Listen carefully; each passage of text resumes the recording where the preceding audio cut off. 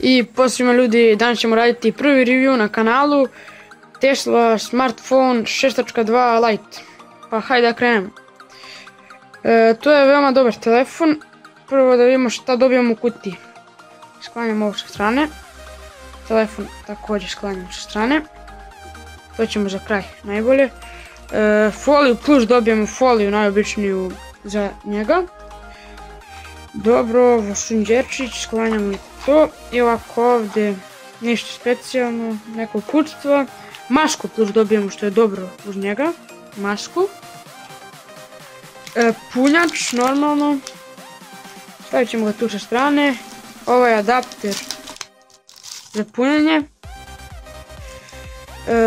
Slušalice isto također dobijamo. I sad da mu vidimo specifikacije prvo. Ima ovako. Sad ćete vidjeti sekundu samo da se isfokusira. Ima ovako 5 inča IPS ekran.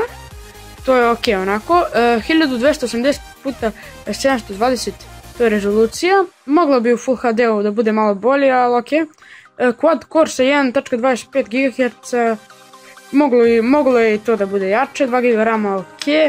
16 GB interne memorije ok. 2, 3, 4G dual SIM ima što je mnogo dobro. Android mu je 6.0. 8 megapiksela mu je zadnja kamera, a ima autofokus, a prednja mu je 5. Ekstra mu je kamera. GPS plus GPS ima 2200 mAh. To je moglo da bude jače, pošto mislim to bi trošilo zbog kartice 2, a sa jednom full radi normalno.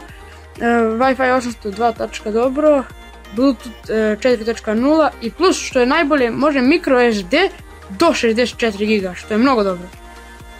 Tako da ajde sada vidimo telefon.